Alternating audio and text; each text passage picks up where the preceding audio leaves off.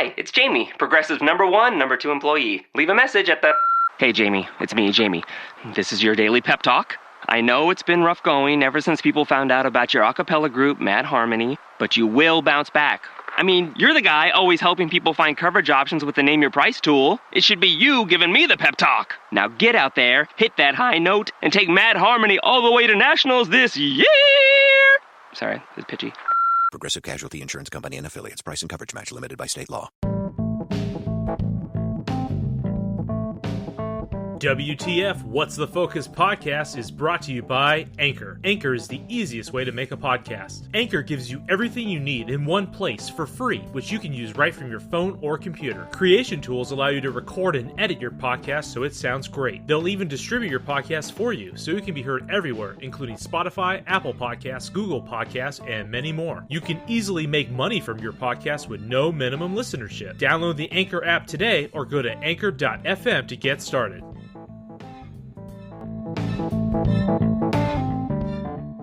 What's the focus? Pop culture, movies, and TV news. What's the focus? What's the focus? You're awful! The preceding joke was brought to you by Men.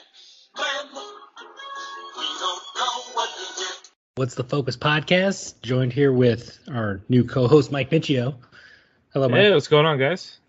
What's happening, buddy? All right, so just real quick, we're going to be getting out a Game of Thrones podcast out tomorrow night, and then I'll probably end up posting it the same day, but for the time being, we're just going to go ahead and talk about a trailer that we're both pretty excited about, and we're just going to go ahead and listen to it real quick, and then we'll go ahead and give our reactions and thoughts about it, and we'll go from there. So let's take a look.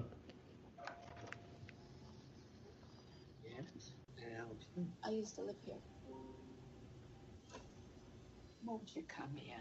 It's the least I can do. Nope, I'm not coming in. I'll never come in. You feel free to look around while I get the water boiling.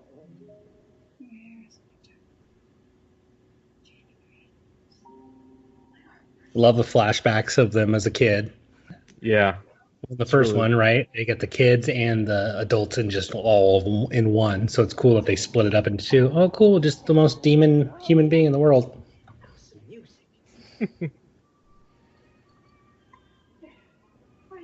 Flies are never a good sign. Never. Larva. Maggots everywhere. Nope, fuck that. Oh, it's so hot there that she could die. No one who dies here ever really. Here's arguably one of the best performances ever in a horror movie. Right here. She just keeps smiling in the most horrific way possible. Just holding that smile. Good God. Okay, I'm good. Bye-bye. All right. Check, please. Strange. Oh my gosh. And look at, she's all burnt to shit. It's like she's got bed sores on her front. It's weird. Dirty sheets. Ugh, you should moisturize. She must have fleas. Do you see the dog statue in the back? Yeah. It's an indicator. Old Attractive. photos creep me out. Never a good sign. Never. Real attractive family. Bloodline. Looks like Jaime and Cersei Lannister's children. Oh man, this family's filled with incest. You can just feel it. What does it feel like? Just dirty. That looks like Jack Nicholson. It does, doesn't it? It looks like Joker right there from Jack Nicholson for sure. Yeah. I'd be okay if he played Pennywise. That'd be pretty good. Oh God, Beverly, run. Oh God. Naked. Nope, old I'm chick. good. She runs really bow-legged. She just get off a horse? I think she needs to see a chiropractor. Oh God. James McAvoy. I love you. McAvoy. I love you, bud. You're brilliant. He really is so good. You have my great movies that I love. Ooh, God. So creepy. Love how they show the carnival, which was not in the actual first TV or really series. It was in the book. Really adds to the circus element for the whole clown persona. Oh gosh, that guy just plays Pennywise perfectly, doesn't he? Right? That's Stellan Skarsgård's son. Oh gosh. He's got two of them. He's got who's the other Skarsgård? But yeah, he was in like True Blood. Yeah, I mean, he plays that to perfection. Yeah. Dude, was great. That was I'm creepy. so psyched for this movie. Oh, This me is gonna be too. a great conclusion to the It chapter. Now, for did you sure. read the books for it? I saw the miniseries movie, and it was. I mean, I can definitely tell for the time being, if I were a kid, like it definitely would be pretty jarring. I mean, clowns in themselves are freaking horrifying. So, Oh yeah, I hate clowns, and I don't Yeah. even have to see this Yeah. movie to hate clowns. It just made it Yeah. even worse. I mean, have you ever met someone that has actually said, "I fucking love clowns"? I don't think that's possible. I don't think I've heard No. that from someone. And if you do meet that person, run. they're a sociopath. Especially if it's a first date. All you ladies out there, run for the Yeah. freaking hills. Run for the hills, man. Just get the hell out of there. Have you ever seen this balloon animal? I'm gonna be peace out. So let's just talk about this trailer just a little bit. So within the first movie, I'm sorry, of it, like I said, it was just the children. So you get the early stages of all these characters. It's going through all this character development, and I thought the first movie was awesome, and I almost thought some of it was a comedy. I mean, the banter between those kids was just one. It was very familiar because it was very relatable. I remember shooting the shit and busting balls with buddies of mine just like that. But it was a very fun thriller movie. Like I know it sounds weird with a horror film to say fun, but like I enjoyed it to that level. Do you agree with that? Like I thought that, considering like it was just a fun movie. Like I don't know. No, it was really interesting because I mean, going into this remake, once it was announced, I was honestly wondering, like, oh, is this just going to be a flat out, just a rehash of something that came out in the 90s? And after actually seeing the initial trailer, I was definitely intrigued because this is like right around the time when like Stranger Things was becoming pretty big, so it felt pretty relatable having like all these young kids in this town being haunted by this evil entity that's like chasing them, right? So I was very intrigued by that, and I actually thought it was pretty interesting for not actually seeing the original It early on, that it was actually going to be brought into two parts. So for me, watching the first movie, it was pretty cool to see that it definitely ended with it basically stating itself that was the end of chapter 1, as to be continued, so to speak. So that was pretty cool.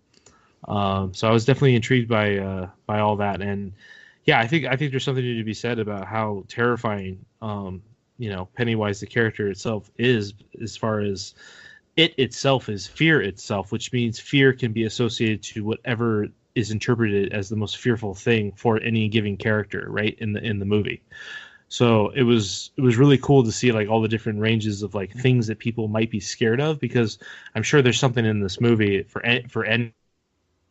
It's definitely going to be a little bit jarring to see, because we all have some type of similar fears that we can relate to, which is Absolutely. really cool. Yeah, and the crazy part about Pennywise, like you said, is he's going to pull from any individual's fear. So, Yeah. like if he was to get me, he would just like put me in a room swarmed with bees.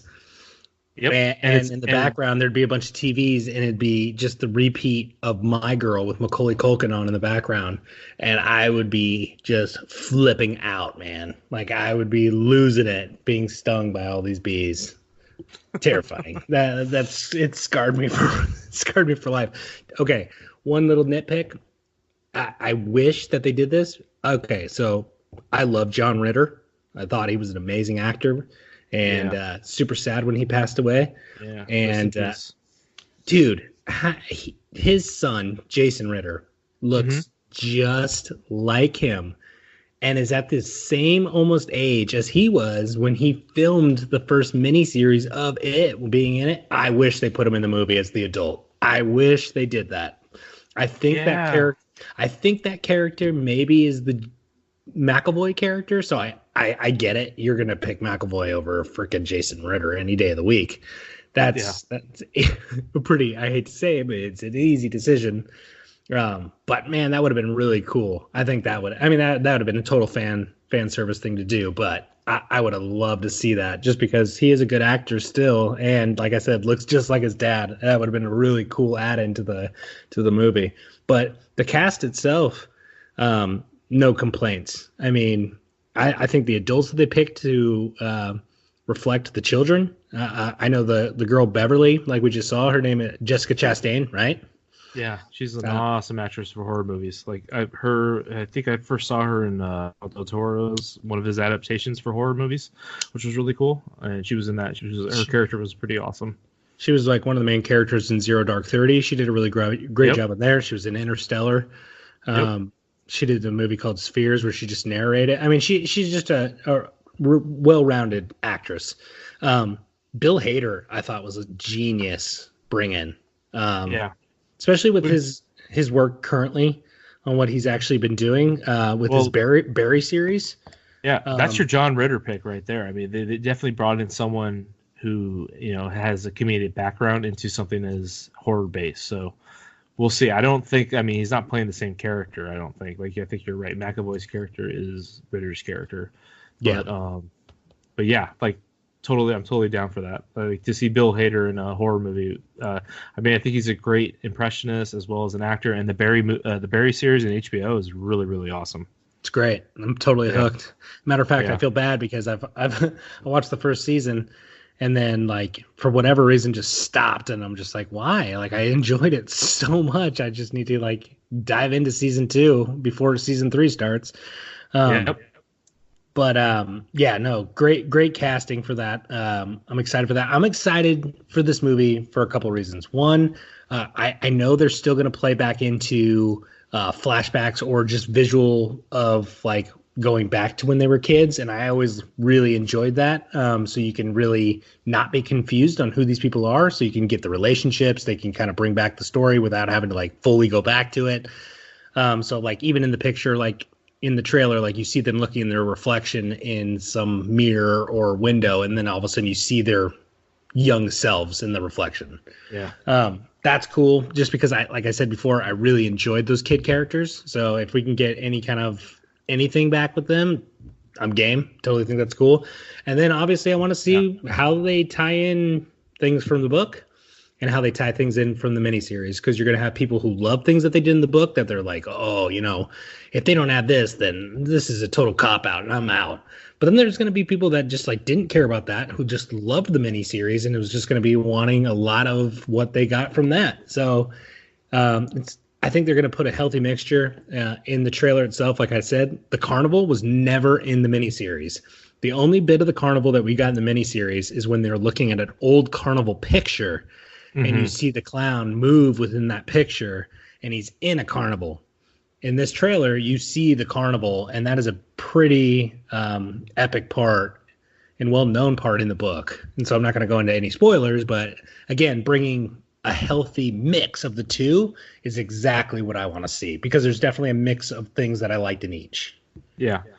And what's really neat too is even in that trailer, like, even the lore background of Pennywise himself being explored is really, really cool. And I think that's really neat for, like, an actual horror character, is to actually see more and more, like, the backstory, for that character, to kind of maybe almost get to a point where you almost empathize with the character's motives, right? So I'm actually wondering, I'm actually wondering, do you think that that it really is like that his daughter is actually still alive, or that he's just impersonating her at this point?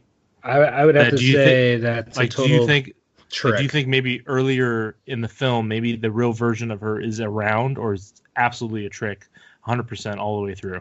I'm pretty sure it's going to be a trick to the point where she gets out of the house and looks back, and it's completely ran down, boarded up, nothing like she looked like when she actually first entered the house. And it's going to be a total just mind fuck from Pennywise, just to kind of get things rolling again and create that element of fear. I don't think that the daughter's around. I don't think any of that's real. I think that's all him Again, just a hunch. I obviously don't know. They can throw anything at us at this point, and I'd be pretty happy with it, I guess. But I think that's just him playing tricks. Totally. Yeah, I mean, I definitely would like there to be maybe some type of connection, just due to, what the hell made this clown go, crazy, and basically, like, how exactly did he get his powers? Just, I mean, what it sounds like is, whatever happened to him back then. Obviously, this is almost like a Freddy Krueger type backstory. Obviously he was, I don't know if he was sacrificed or tormented or punished for whatever, but it definitely left a curse amongst the town of Derry. So I'm just intrigued to see how much more of that backstory they might flesh out in this movie, because I think it's a really cool thing to actually explore the backstory of that actual horror character. So within the miniseries, and I'm not going to call any of these things spoilers. This miniseries has been out, I mean, I don't even know, 20 plus years. I mean, way more than that, actually, I think. Yeah, which means they could totally go in a different direction with this, right? Like, they don't have to go, per se, 100% with the book or the miniseries. Yeah, so 1990. I mean, yeah, right? Is there something that stands out to you? Because there's definitely something that stands out to me within the 1990 TV series that I just hated, and I felt like the whole movie was good, and then they did something, and I was just really disappointed. Did you have? Do you have? All right, let me hear it. I want to know if it's the same.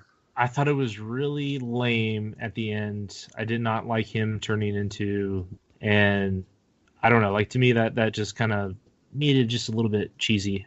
But I mean, as far as what I got from the original film, because I don't know where they're going to go with this one per se. I didn't really like the ending. I mean, I believe, I mean, you can correct me if I'm wrong, but I believe they end up, ending him. And that's, I think the curse is, for every 30 years, the town of Derry gets haunted by this clown that needs to feast on children. Right. Like, I believe that is, that's killed off, but I mean, that was my biggest thing. I just thought it just made it a little corny. Like, I thought the clown in itself being terrifying was pretty interesting. Yeah, so you actually hit the nail right on the head, man. That was my least favorite part too. You turned into a giant freaking spider. Yeah, it was like lame. It turned into arachnophobia. Yeah. Like, all of a sudden, like, I'm watching a freaking giant spider movie. Like, I don't know. You did such a great job terrifying everybody with this creepy, sharp-toothed clown that just is pulling kids into gutters. And then at the very end of the day, like, they're webbed up against the wall, all these people, and like the clown turns out to be a giant spider monster. Yeah, like, really I was. Again, almost make. I mean, when did the book come out? Do you know what year? I believe the book came out in 86. 86. Okay, because you know what I actually thought that was inspired from, that spider. Like, it looked very reminiscent of, like, have you ever seen the movie The Thing? John Carpenter's The Thing. Of course, yeah. Yeah, like a lot of the creatures or whatever the thing becomes in that movie, it definitely felt like it was inspired from that. Yeah, so, there's a lot of similarities. Yeah, I don't know. I don't know if the source material from, King, actually was pulled from that or whatever, but yeah, it just felt like it was just something we've heard. It just felt cheesy at that point. Yeah, I agree. I mean, like we said, they did such a great job, and they ended it like that. But this remake was just awesome. The tone of the film, everything, like the tension with the, how they mix the sound mixing, like, it was just like I don't want to say like there's too many jump scares. Like, there's more of like that, when they pan the camera, like, and you have to, yeah, like when they pan the camera and you have to actually, like, find what is actually, the thing that's in focus that is actually there to terrify you. Like, I feel like that's even more, it's even more interesting because, it plays on your imagination more, right? Like, you might be seeing something that doesn't really jump out to the naked eye until, like, it just hits you all of a sudden. And you're like, oh shit, that's not right. I mean, yeah, totally. And look how good of a job they did just with the shock value within the first one. I mean, you get this little Georgie kid, right? Yep, And like yep. right in the Which off just the bat, plays he's- on his heart, just tugging on his heart. He didn't save his little brother. and he's just a cute little kid, he's just Yep. playing, he's loving his time in the rain, he's got this boat, and he's all of a sudden, dude, the kid's arm gets chopped off. I mean, like, or bitten off. Like, I mean, Brutal. I was sitting in the movie theater, my freaking mouth is on the ground. I was jaw dropped. I was like, what the hell just happened? Because it's so unusual, right? I mean, now it's getting to be a little bit more normal. Like, I guess Game of Thrones had something to do with it, which I guess is a good segue for our tomorrow episode. But like, a lot of kids, like things that happen with kids is always going to like take me a little bit more by surprise. Like, I don't know. It threw me off, and immediately I was like, oh, this movie's on. Like, now it's like, from that point, I was in it. You know what I mean? Just because it was so brutal, and it was just to who we're going to be dealing with. Yeah, the fidelity was definitely higher fidelity, right? Like the horror aspect was the card was being pushed. It was pretty cool. Yeah, it was really cool. Yeah. And so we see him, going through obviously all of his old torturing tricks to generate fear, right? And that's how he survives, is off fear. And so we see them band together at the end, just kind of in a nutshell, and they're able to conquer their fears of this person to weaken him, and then he kind of goes down that well, right? Yeah. And they think that's it. Or do they say, like, we'll be back in 30 years? I forget. Yeah, I think it's some type of, I don't want to say it's like a ritual or whatever, but it's a curse upon the town. Like every 30 years, this thing comes out. It comes out of the sewers and literally preys on the youth of the town of Derry, and either consumes these kids. And I mean, I would like to see what exact. I mean, I'm assuming at some point he's consuming these kids. I don't know if he's like full-fledged eating them or just taking their souls. But yeah, I mean, I guess the first movie did it have a scene where any of the kids were like webbed up in cobwebs? Do you remember that? I don't know. I don't know if I'm confusing that with the miniseries. Yeah, I'm just thinking of the miniseries. I don't know if it did or not. I don't think it did. Yeah, I don't think it did. Okay. It just had that giant pile that was in the center of the sewer, right? Of like all the bodies just floating above. And that was basically, I guess, his source of power, I guess. Yeah. But I mean, I think it's really cool that the same director is coming back with a sequel. And I know we mentioned Mama earlier, that Chastain was in that. It's actually a reunion between the director and Chastain, that they get to be on this film as well, or work together. Cool. So that's pretty cool. Yeah. But yeah, this guy is Andy Muschietti. I mean, I feel like he's maybe, going to be around for some time here, because I definitely liked Mama. Mama had a unique tone to it. I didn't per se liked maybe the climax of the film, but like the early part of that film to the ending was pretty interesting. But yeah, I mean, what this guy has been able to do with his vision with horror is it's pretty neat, especially for taking something that is, more jump scare type horror, which can be cheesy from time to time. I feel like he's definitely he's building the narrative, and he's building his own like seeing Pennywise, like that cool cut in that trailer, like seeing all the balloons float across the bridge, right? Oh, like that Jesus. That was really cool. Like I'd love to see them play with like the illusions of of all the imagery that they can play with, which is really cool. Yeah. So yeah, there's some cool stuff that's going to be in this movie. I think that we're all going to be pretty excited to see. Yeah, super pumped, dude. I think it's going to be a great movie. I think it's going to be actually better than even people's expectations of it. And this movie comes out September 6th, 2019. So, dude, we actually, summer's going to fly by. We're going to see this movie pretty soon. Yeah, and we'll be back to talk about it. But super excited for it. When I saw the first one, I was just like, oh my god, this was. It was really funny because I hadn't seen the miniseries. I went to go see the miniseries, and I was immediately disappointed because this one was so much better.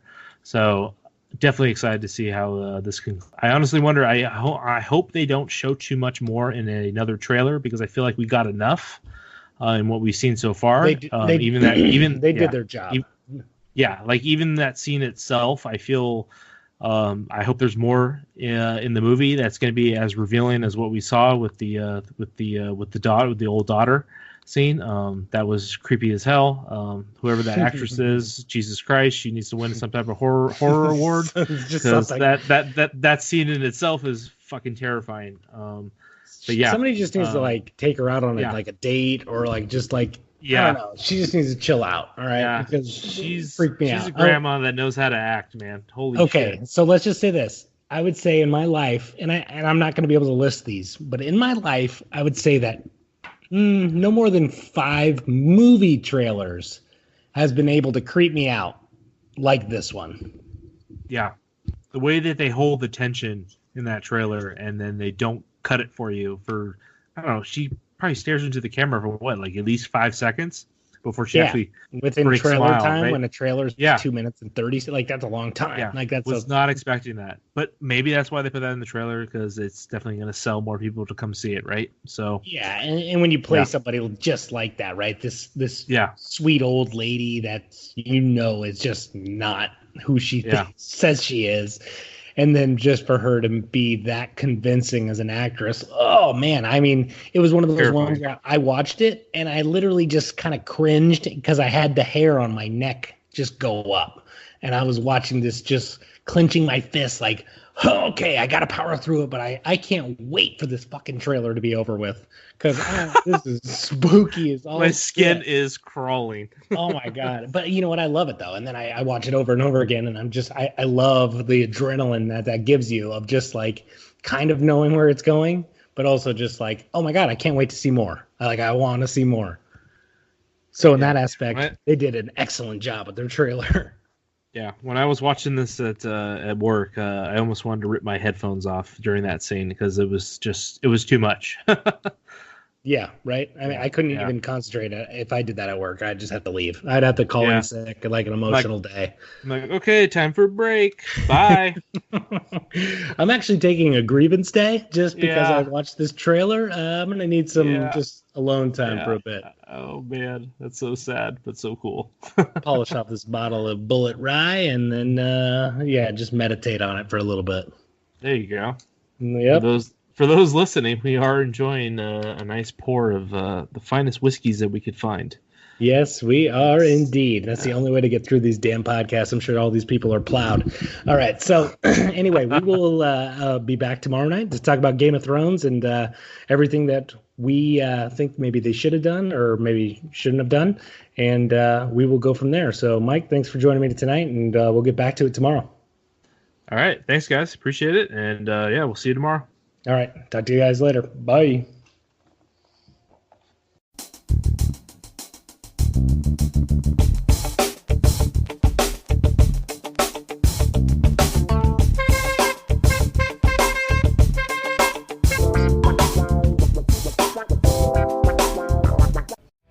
Hi folks, Dierks Bentley here.